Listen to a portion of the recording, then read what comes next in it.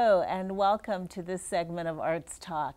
I'm Sherri Burr, I'm your host, and my special guest is Craig Butler. Welcome, Craig. Thank you. Craig is the filmmaker of a new film that's come out called The Righteous and the Wicked. Craig, it's my understanding that you both wrote and directed this film. So why don't you tell the audience a little bit about The Righteous and the Wicked? Well, it's an old Western in the style of the spaghetti Westerns like Sergio Leone and that kind of stuff. It's a heist movie where a bunch of guys are planning a heist of a safe. And then mixed in with that is kind of a classic Western tale of a vengeful spirit coming back to hunt everybody down one by one. So there's two different story threads that kind of weave together and come together in a big conclusion. Okay.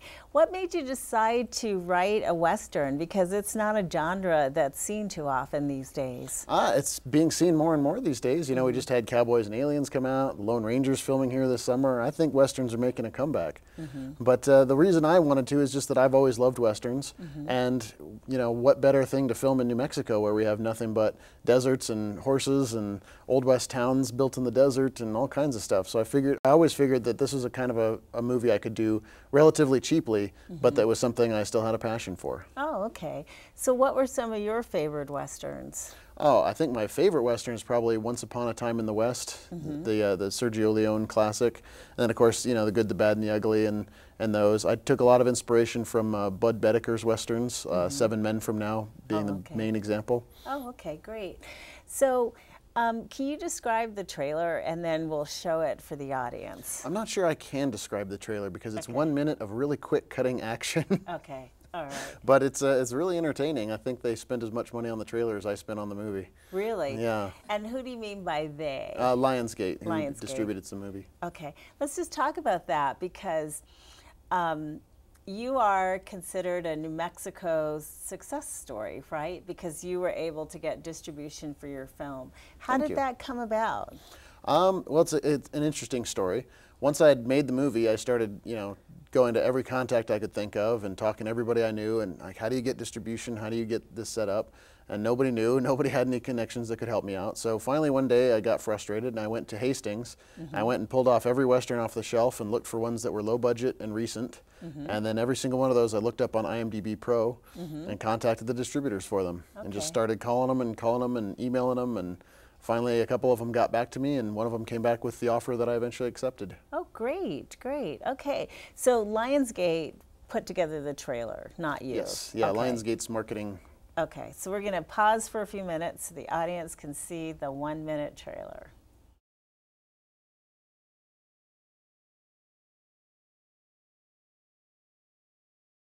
Are you Leonard? Leonard couldn't make it. Sent me to pass on a message.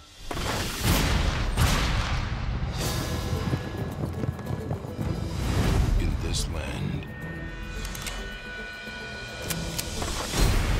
there are the righteous. You truly regret the evil things you've done? And there are the wicked. But when fate hunts them down, Where are you? they will pay for their sins. Don't bury me alive. I only bury the dead. Justice is his. Revenge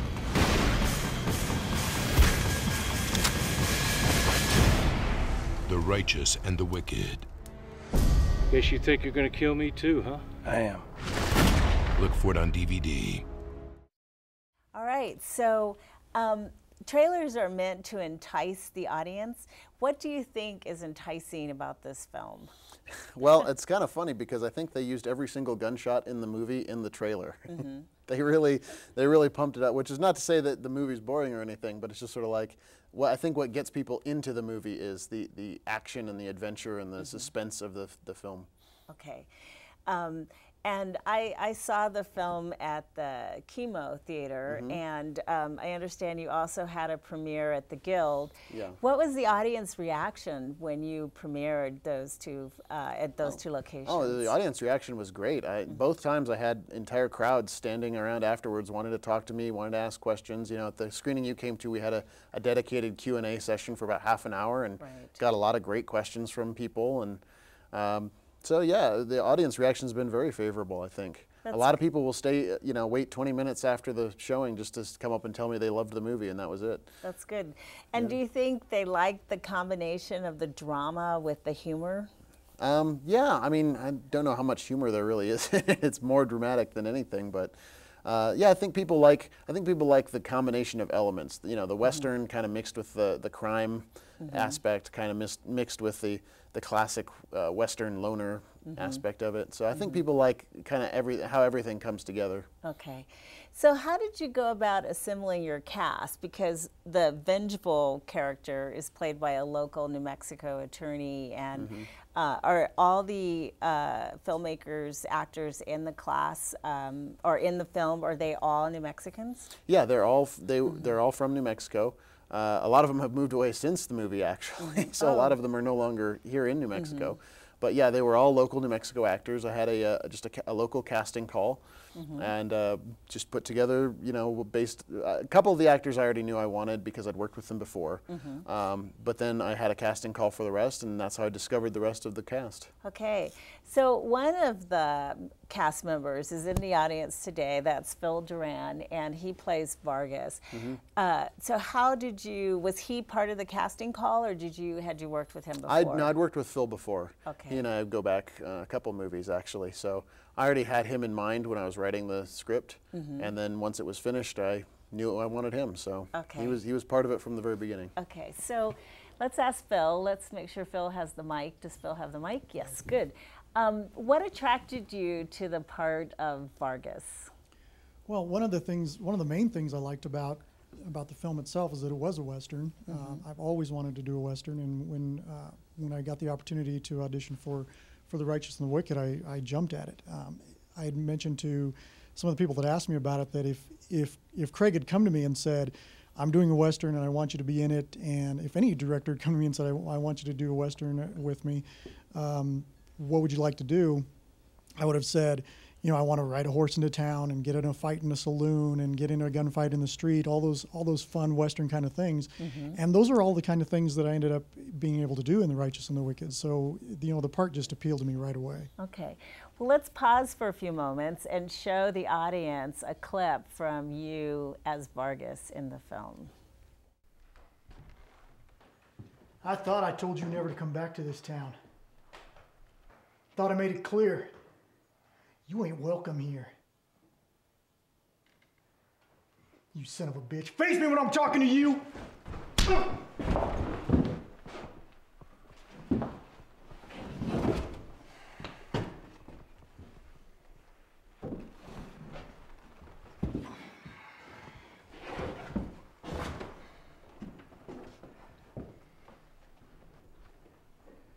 Yeah? You getting angry now? You gonna do something about it? Settle down or take it outside. I say we take it outside. What do you think? All right, so you got to do all the classic Western things.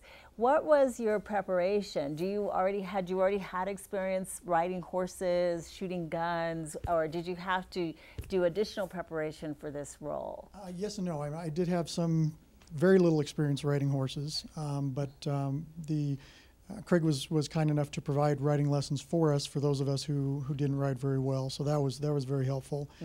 I don't have a lot of experience with the old-time firearms, but I retired from the sheriff's department, so I have plenty of experience with guns. So I did a lot of most of the preparation I did was with the character itself, character development, and delving into the character and who he was. and then of course learning how to ride a horse and learning about the actual guns that I was going to be using. Okay, so you probably had to learn how to shoot a gun from a holster too, right? Yes. Because that's pretty unusual for these days. Right, right. It was a little bit different it was a cross draw style of holster, so that's it was different. Why the cross-draw style of holstering? Is that because of research that you did for the time period? Actually, it was what the gun guys that I had, the firearms experts, recommended. They went through and looked at what the scenes were going to be like and what the characters were going to be doing, and they said, you know what, we think this is probably the way to go. And also, I think it was a safety concern. I think they felt that was a little bit safer, simpler movement to do it that way than trying to pull the gun out and up like you always see in the old westerns. Right. Yeah, it seemed like in some of the old westerns, part of the style was determined by left-handed versus right-handedness. Yeah. Oh yeah, definitely. Yeah. Okay. All right. Playing Vargas was part of the attraction, the character, and the way the character's arc and how that character developed, Phil? Sure. Yeah, the character itself was very interesting to me because he was the most reluctant of all the members of this gang that were going to pull off this heist. He really did not want to get into this job in the first place, but he had a very good reason to, wanting to take care of his daughter and grandchild, and so he was sort of conflicted through the whole thing as to whether or not he really wanted to be there. And then there was the Gage character that he had this ongoing conflict with that was also part of the plan. So overall, it just made for a very, very interesting character to work with. One of the things I think that's fascinating about the film is that you have essentially levels of bad guys. You have like a group of bad guys, and within the group of bad guys, there are even worse bad guys. So was that part of your thinking of that you needed complexity within these characters as you were writing it? Yeah, in fact, that's kind of where the title comes from too, The Righteous and the Wicked, and that the whole movie is based around the idea of good versus evil and different takes on good versus evil. So everyone in the gang kind of falls along that spectrum at a different point. There's the really bad guy, and then the guy who's just greedy, and then the naive guy, and then so on and so forth. So everybody has kind of a different take on where they fall as far as good or evil. Yeah, and that's probably pretty close to human nature in general. Would you say that most people are neither all good or all bad? They're somewhere on the spectrum. Well, yeah, and that's why I like characters like that in movies, where they're neither all bad nor all good, but kind of an interesting mix. I think it's in the mixing that we get interesting characters. Right. Right. And how did you come up with the idea for the Gage character? Well, the Gage character is an interesting one. He's one that, again, like I wanted to have a bad guy, but I wanted to have a bad guy who wasn't obviously a bad guy at the beginning. Right. So I kind of made him seem kind of like a nice guy, kind of like he's always cooking, which I associate with kind of a nurturing role. He's always, he doesn't really say anything mean to anybody. He's kind of nice and helping everybody out at the beginning, and it's only when the moment of his deceit really comes that you learn that, oh, he's been a bad guy this whole time, and then that follows through the rest of the movie. Right, right. Okay, so let's pause for a second and show the audience a clip of this Gage character who's pretty fascinating.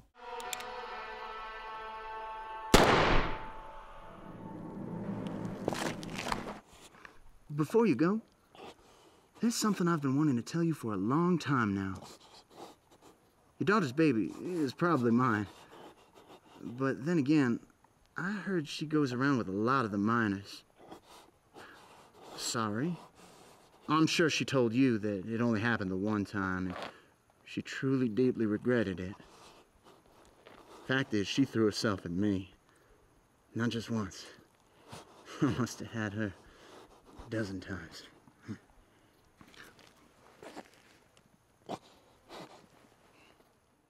And this guy, the actor seems very tall. The character is very tall. So when you wrote the script, did you write it for a character who would be that tall? No, I didn't think about that at all, actually. I didn't really have anybody in mind for that role when I wrote it. It just kind of came out that way. Okay, and this actor seemed the best to be cast in that role. Yeah. And then you have this character who's kind of like a deputy sheriff character, but who doesn't like to shoot guns.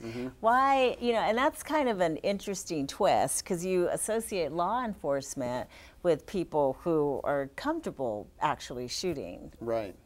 Well, that goes back to what we were saying about the spectrum of good versus evil, is that he's one of those who falls way on the good side, and I thought it would be interesting to have kind of a pacifist character in a Western, because I've never seen that before. I thought that would be an interesting thing to put in there, is like a guy who ultimately is a good guy, but yet he's reluctant to kill anybody, so he, purposely doesn't load his gun. Right, right. And there's a scene where the audience is hoping that the gun is loaded.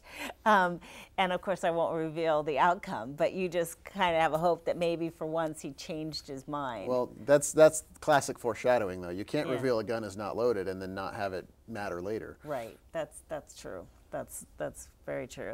Yeah, so it's just a really superb writing job and a superb directing job, because it really captures your interest from beginning to end. Thank you. Now, how can the audience who are watching this film get a copy or view The Righteous and the Wicked? Well, there are copies available at you can rent it from Netflix. You can buy it at Walmart. You can buy it at Hastings. You can buy it at Best Buy. You can buy it on Amazon.com. It's in Redbox. If you rent from Redbox, so it's really available everywhere. Wow.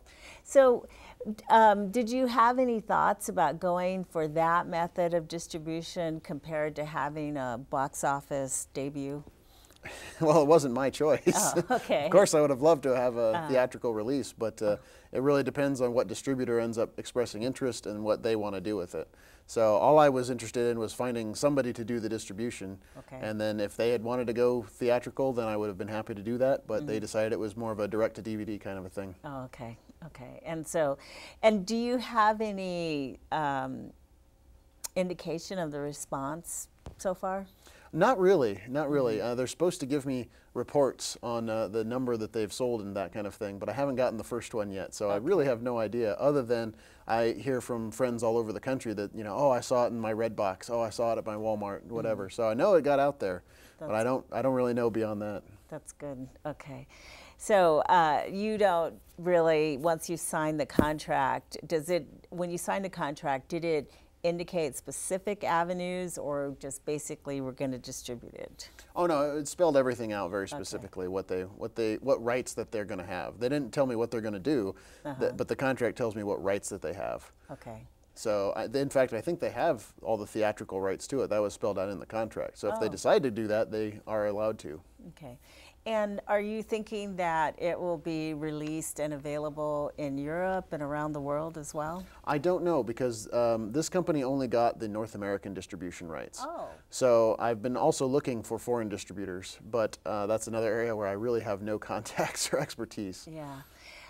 Yeah, that would be great if you could do that, because I think some territories like Germany and Japan still like the Western. Oh yeah, they do. And Italy, and so if you could get distribution in those territories, that would be great. Yeah, oh, I'd love to.